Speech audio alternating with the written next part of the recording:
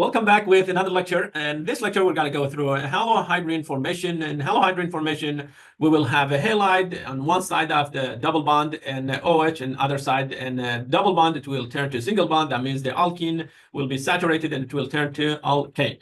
Okay, and thing that you need to be careful about it, where the halide will be located. The halide will be on a carbon with less substituent. It means the product is going to be anti-Markov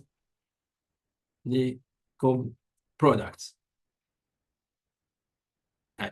And it's supposed to be on more substituent, but as you see, it says on less substituent. Well, OH, it will be on carbon with more substituent. Okay, the way we're going to run the reaction, we run the reaction, okay, this time in the presence of Cl2, Br2 or Cl2. You can use either of this as a source of halide, and the solvent, it will be a protic solvent, something like water,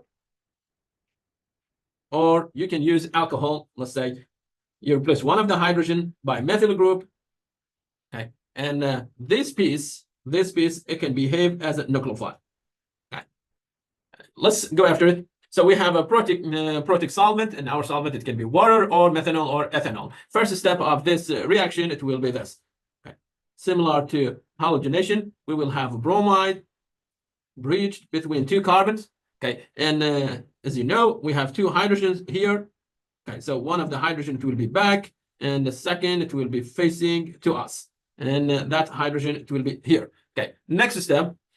Okay, we said for halogenation, we said our nucleophile will be bromide or chloride. This case, it's not gonna be that. You will use water as the nucleophile, and water is going to attack either this carbon or say that carbon. Okay, either one. Okay, so so we said water, it can attack this carbon or that carbon. Okay, technically both of them are possible, but before we add water, let's see which one of this carbon is more stable. And when I say more stable, remember, the bromide has a positive charge, and that positive charge is not going to be 100% located on bromide. And these two carbons also, they will have some, to some extent, they will have some positive charges. Okay, and I have a carbon. Okay, I have a carbon that is a tertiary carbon here, and other side I have a carbon that attach only to one carbon, and that's going to be primary carbon. Okay, so now question is, which one of this is more capable of handling the positive charge? Clearly the tertiary carbon. Okay, what does it mean? It means this. Okay, I'm going to just copy paste this section. Okay, let me erase those. Okay, next step, I'm going to increase the size of this. Okay, here. What does it mean when I say the tertiary carbon is more stable? It means this. Okay, it means this bond, it will be a weak bond. Okay, let's make this one a weaker bond. Okay, well, the one that's attached to carbon number one, okay, or the primary carbon is a solid line. The tertiary is dashed line. It means this one is weaker bond. If it's a weaker bond, when the nucleophile wants to attack these two carbon, it will find this carbon with more positive charge, and is attached to bromide through a weaker interaction or weaker bond. So this bond, it will be easy to break it. That one, it will be easy to break it. What does it mean? It means your nucleophile, which is H2O, it will be added to the tertiary carbon. Okay, so this is going to happen. I will have here methyl. There, one methyl is here. Okay, this is going to be CH3, and we have hydrogen here. Okay, another hydrogen is facing to us. Okay, and the bromide, we said we're going to add it on the first carbon. Well, water, okay, it will be added there. This is going to be water, and it has a positive charge. And of course, solvent is going to take one of this hydrogen, and at the end, it will turn it to OH. So we will have OH attached to carbon that has more substituent. And as you see, this carbon is a tertiary carbon, while that carbon is a primary carbon. And the product we got, it has a bromide on a carbon with less substituent. And that's the reason that I called it anti-Markov product. Okay, that was the reason for it, because bromide is sitting on the carbon with less substituent. Okay, now what will happen here? Okay, what will happen if we have, for example, say we have a carbon, and this carbon, it has a ring, and as you see, we have one that is a tertiary, second one is a secondary, and if you introduce bromide, the presence of, for example, water, okay, first step, you will get this intermediate.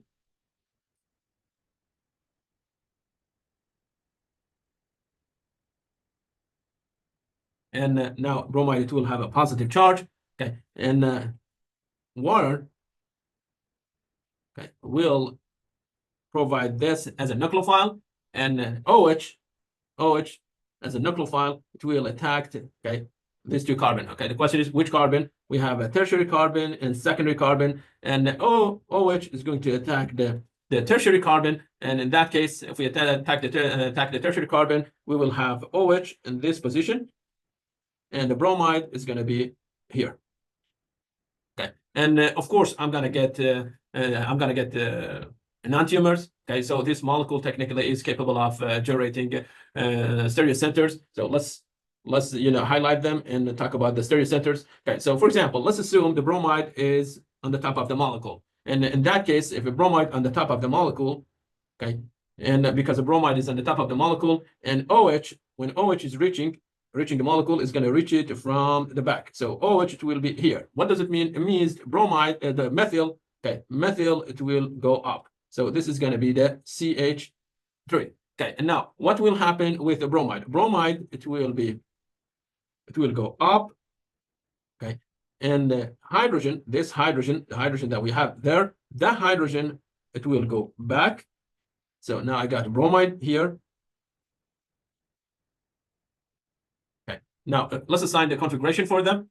Okay, and this is going to be number 1, that's going to be number 2, and this is number 3. So I go 1, 2, 3, supposed to be R, because methyl is the fourth one, is facing to us. So this one's supposed to be R, we get S. And for the second one, I go 1, okay, 2, 3, this is going to be R. So I got S and R, okay, I got S and R. Can I get R and S? Yes. Another product, it will be the enantiomer of it, which is going to be a R and S. Okay, so we can get like a two stereocenters in here. Okay, as you see, we got the two stereocenters. And do I have another stereocenter? Yes, the third stereocenter is there. I'm not talking about that one, and but we do have the third stereocenter there.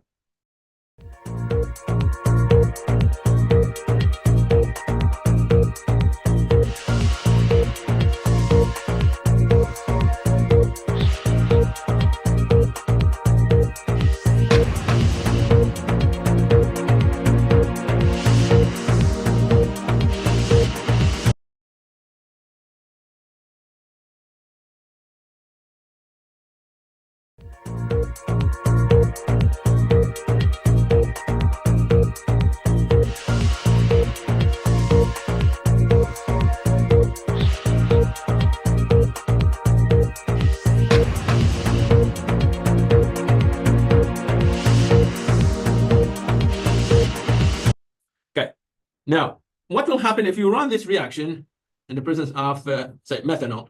Okay, in that case, you will get these two products.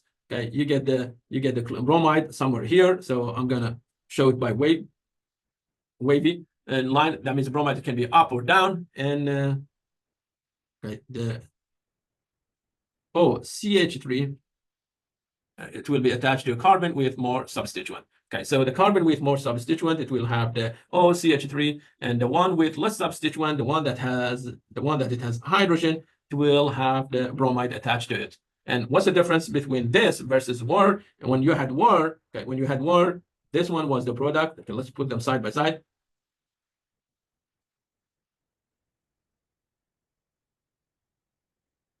I updated my GoodNote software, and I'm not that familiar yet with it.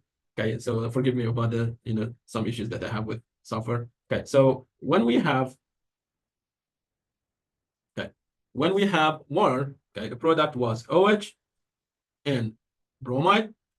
If you're using alcohol, you get bromide there, but here you will have CH3. So just simply highlight this hydrogen. That hydrogen will be replaced by CH3 or like ethyl or any other, like a group. And this is the difference between, having water as a solvent or alcohol. And I'm going to stop here and thank you very much.